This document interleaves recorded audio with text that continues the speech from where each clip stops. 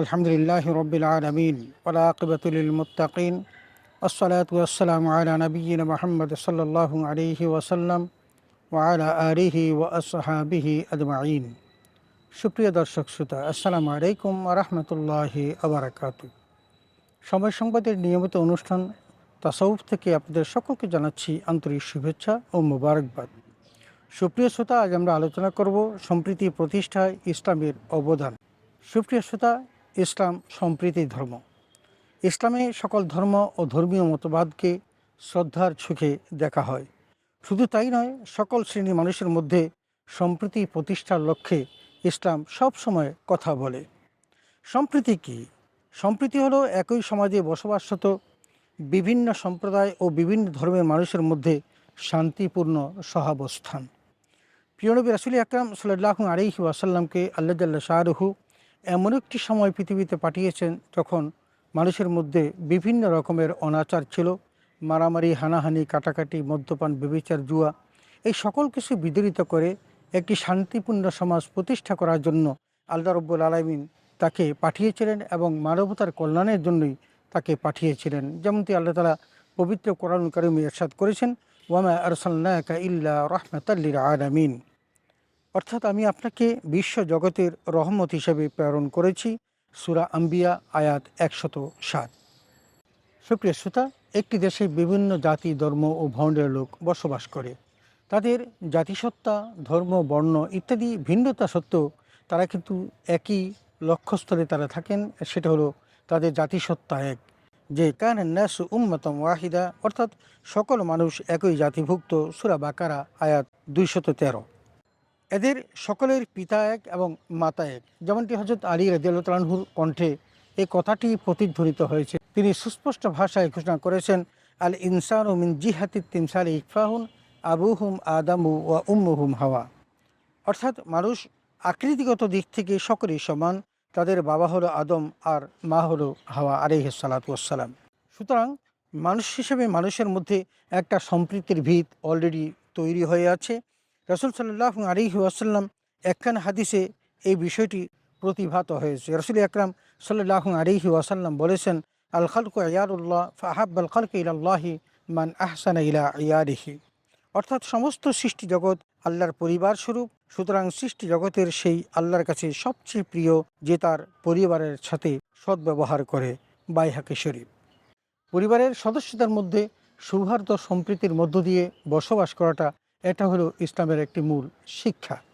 ইসলাম মানুষের ধর্মীয় স্বাধীনতাকেও বিশ্বাস করে এবং যে যেই ধর্মমত পালন করুক না কেন সেটা তার ইচ্ছার উপর ছেড়ে দিয়েছে। যেমনটি আমরা পবিত্র কোরআনুল কারীমের সূরা কাফিরুনে দেখেছি, আল্লাহ তাআলা বলেছেন, লাকুম দীনুকুম ওয়ালিয়া দিন, অর্থাৎ তোমাদের জন্য তোমাদের ধর্ম আর আমার জন্য আমার ধর্ম। সূরা কাফিরুন আয়াত 6। ধর্মগ্রহণের ক্ষেত্রে ইসলাম কাউকে বল প্রয়োগ করার কোনো অনুমতি দেননি। কেউ ইসলাম গ্রহণ করুক আর না করুক, তাকে কিন্তু বল প্রয়োগ করে ইসলাম ধর্মে দীক্ষিত করতে হবে, এটা একেবারেই ইসলামে নিষিদ্ধ। যেমনটি পবিত্র কোরআন কারীমে আল্লাহ তাআলা বলেছেন, লা ইকরাহা ফিদ্দিন, অর্থাৎ দিনের ব্যাপারে কোনো জবরদস্তি নেই। সূরা বাকারা আয়াত 256। নবী করিম সাল্লাল্লাহু আলাইহি ওয়াসাল্লাম নিজেও দিনের ব্যাপারে বাড়াবাড়ি করতে একেবারেই নিষেধ করেছেন। যেমন বিদায় হজের ঐতিহাসিক ভাষণে আমরা দেখি রাসূল সাল্লাল্লাহু আলাইহি ওয়াসাল্লাম বলেছেন, তোমরা দিনের মধ্যে বাড়াবাড়ি করা থেকে বিরত থাকো, কেননা তোমাদের আগের লোকেরা দিনের ব্যাপারে সীমালঙ্ঘনের কারণে ধ্বংস হয়েছে। নাসাই হাদিস 3057।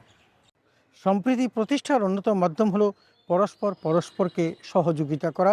যেমনটি কোরআনুল কারীমে আল্লাহ তাআলা ইরশাদ করেছেন, তাআওয়ানু আলাল বিররি ওয়াত তাকওয়া ওয়ালা তাআওয়ানু আলাল ইসমি ওয়াল উদওয়ান, অর্থাৎ তোমরা ভালো কাজ ও তাকওয়া অর্জনে পরস্পরকে সহযোগিতা করো, পাপ ও সীমা লঙ্ঘনের ক্ষেত্রে কেউ কাউকে সহযোগিতা করো না। সূরা মায়েদা আয়াত 2। সম্প্রীতি প্রতিষ্ঠার সুদূর প্রসারী লক্ষ্য নিয়েই রাসূল আকরাম সাল্লাল্লাহু আলাইহি ওয়াসাল্লাম মদিনা সনদ প্রতিষ্ঠা করেছিলেন, যেখানে জাতি, ধর্ম, বর্ণ নির্বিশেষে সকলে সমান অধিকার ভোগ করতেন। সেখানে কেউ কারো প্রতি জুলুম করবে না, কাউকে আঘাত করবে না, কারো সম্মানহানি করবে না। কল্যাণ রাষ্ট্রের নাগরিক হিসেবে সকলের মর্যাদা সমুন্নত থাকবে। এটাই ছিল মদিনা সনদের মূল মন্ত্র। প্রিয় নবী রাসূল আকরাম সাল্লাল্লাহু আলাইহি ওয়াসাল্লাম মক্কা থেকে মদিনায় হিজরত করে তিনি সেখানকার বহুদা বিভক্ত ইহুদি খ্রিস্টান সহ সকল ধর্মাবলম্বীদের নিয়ে একটি বন্ধুত্বপূর্ণ সম্পর্ক তৈরি করেছেন, যা ছিল পৃথিবীর ইতিহাসে একটি বিরল ঘটনা।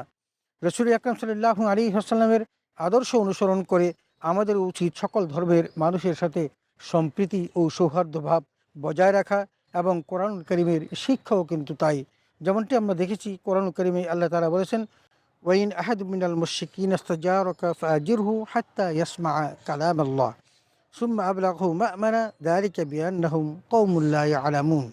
অর্থাৎ মুশরিকদের মধ্যে কেউ যদি আপনার কাছে আশ্রয় চায়, তাহলে আপনি তাকে আশ্রয় দেবেন, এরপর তাকে তার নিরাপদ স্থানে পৌঁছে দেবেন। সূরা তাওবা আয়াত ৬। সুপ্রিয় শ্রোতা, আমরা সম্প্রীতি প্রতিষ্ঠায় ইসলামের অবদান দেখেছি। আল্লাহ রাব্বুল আলামিন প্রিয় নবী রাসূল আকরাম সাল্লাল্লাহু আলাইহি ওয়াসাল্লামকে পৃথিবীর মধ্যে একজন মানবতার নবী হিসেবে পাঠিয়েছেন, এবং তার প্রতি অবতারিত আল কোরআনের মধ্যে আল্লাহ তাআলা জাতি ধর্ম বর্ণ নির্বিশেষে সৌহার্দ্য সম্প্রীতি প্রতিষ্ঠার বিভিন্ন রকমের তাকিদও দিয়েছেন। এবং আমরা সেখানে দেখেছি যে আল্লাহ রাব্বুল আলামিন তার পরিবার হিসাবে জাতি ধর্ম বর্ণ নির্বিশেষে ইহুদি মুসলিম খ্রিস্টান প্রত্যেকে ঐক্যবদ্ধভাবে কাজ করার জন্য আল্লাহ তার নির্দেশনা এসেছে। এবং আমরা এটাও দেখেছি পরস্পরকে সহযোগিতা করার জন্য রাসূল আকরাম সাল্লাল্লাহু আলাইহি ওয়াসাল্লাম মদিনা সনদ প্রতিষ্ঠা করেছেন, এবং তার আদর্শ অনুসরণে আজও যদি পৃথিবীর মানুষ সম্প্রীতির বন্ধনে আবদ্ধ হয় এবং একে অন্যের প্রতি জুলুম না করে, কারো সম্মান কেউ হানি না করে, কারো সম্পদ কেউ দখল না করে, তাহলে এই পৃথিবীর মধ্যে একটা সম্প্রীতির ফুলগুধারা প্রবাহিত হবে এবং দুনিয়ার মানুষ তার কল্যাণ লাভ করতে সক্ষম হবে। আসুন আমরা এই বিষয়টির উপর আমল করি। আল্লাহ তাআলা আমাদের সকলকে সেই তৌফিকে দান করুন, আমিন। ওয়া আখিরু দাওয়ানা আনিল হামদুলিল্লাহি রাব্বিল আলামিন। আসসালামু আলাইকুম ওয়া রাহমাতুল্লাহি ওয়া বারাকাতুহু।